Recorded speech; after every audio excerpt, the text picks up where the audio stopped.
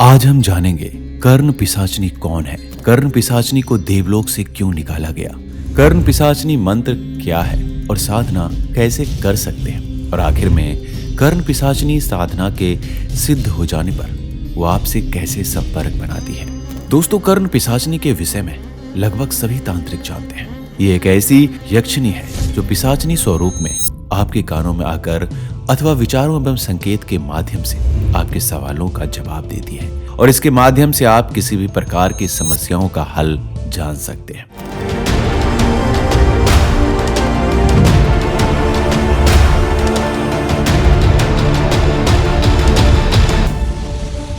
कहते हैं पिशाची देवी की पूजा करने वाला साधक अपार धन दौलत को प्राप्त करता था। साधक भौतिक सुखों में विलीन रहता था।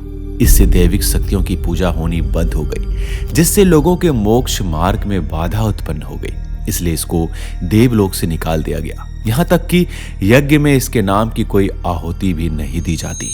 ऐसी मान्यता है कि यह देवलोक से निष्कासित होकर पृथ्वी पर भटकती है। उन्हीं में से किसी शक्ति को मंत्रों के माध्यम से पकड़ लेने और उसे अपने अनुरूप बनाने की ये प्रक्रिया है।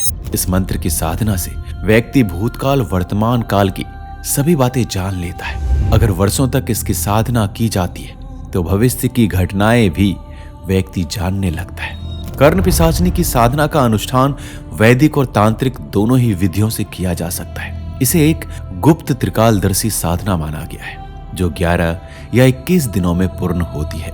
ये साधना करने वाला व्यक्ति थोड़े समय के लिए त्रिकालदर्शी बन जाता है। इसे सामान्य विधि विधान से संपन्न नहीं किया जा सकता, बल्कि इसकी साधना करने वालों में इसके प्रति घोर आस्था, आत्मविश्वास और असहजता को झेलने की अटल क्षमता होनी चाहिए। दोस्तों, अब बात करते हैं कर्ण पिशाचनी साधना विधि के बारे में।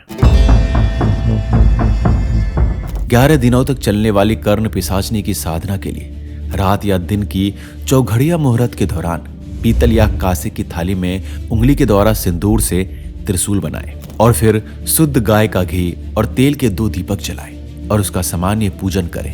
इसके बाद 1100 बार नीचे बताए गए मंत्रों का जाप करें। इस प्रयोग को कुल 11 दिनों तक दोहराने में कर्ण पिशाचनी सिद्ध हो जाती है।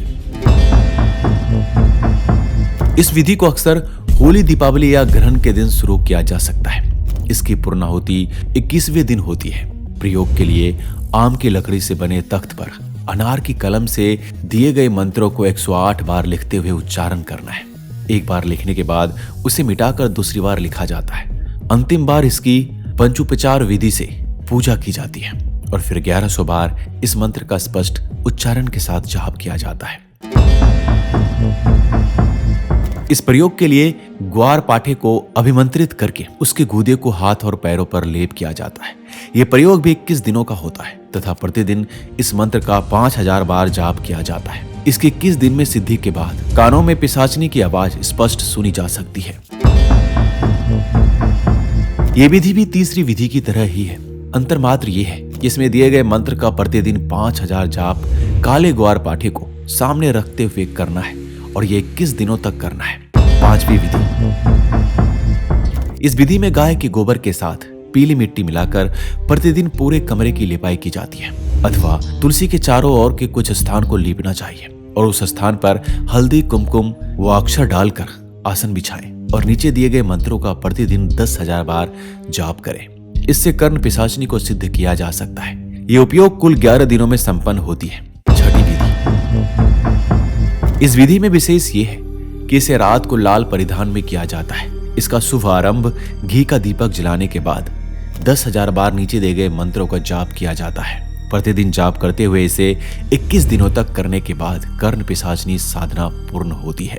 7वीं विधि।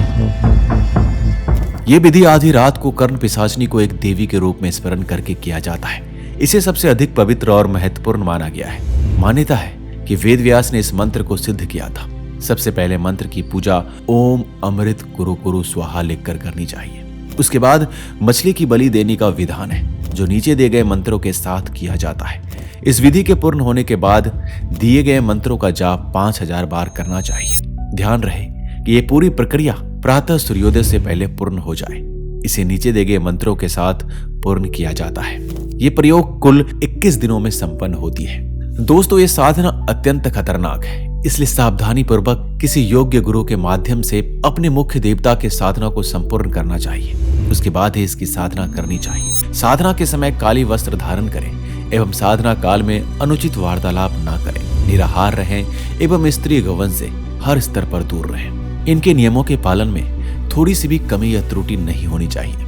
ऐसा होने पर इसका नकारात्मक प्रभाव भी पड़ सकता है और लाभ के स्थान पर हानि भी उठानी पड़ सकती है। मूल रूप से ये भी कहा जाता है कि साधना को कोई भी साधक को अकेले नहीं करना चाहिए। कोई योग्य गुरु, विशेषज्ञ या तांत्रिक साथ में होना आवश्यक है। इस साधना से व्यक्ति अनगिनत लाभ प्राप्त कर सकता है। व्यक्ति का मानसिक संतुलन बना रहे, ये बहुत आवश्यक है। दोस्तों, कान शरीर का महत्वपूर्ण अंग है। इसके माध्यम से शरीर का बैलेंस बना रहता है। तो कान अगर आपका अनियंत्रित होगा तो आपके शरीर का बैलेंस भी बिगड़ सकता है और कर्ण पिशाचनी कान से संबंधित ही सकती है। इन सभी के माध्यम से हम कर्ण पिशाचनी के नाम की यक्षिणी को हम सिद्ध कर लेते हैं। दोस्तों, जब साधना कम दिन की होती है तो वो पिशाचनी स्वरूप में सिद्ध हो जाती है और जब ये साधना बढ़ जाती है तो यक्षिणी स्वरूप में सिद्ध हो जाती है। और अगर इसकी साधना 1 या 2 वर्ष से अधिक की जाती है तो ये योगिनी स्वरूप में भी सिद्ध हो जाती है। लेकिन इसका स्वरूप सदैव नकारात्मक ही होता है, इसलिए सावधानी पूर्वक ही इसकी साधना करनी चाहिए और अपने नियंत्रण में सदैव इस शक्ति को रखना चाहिए, न कि आप इसके नियंत्रण में हो जाएं। दोस्तों, आपको कर्ण पिशाचनी साधना के बारे में क्या कहना है? हमें कमेंट बॉक्स में अवश्य लिखिएगा।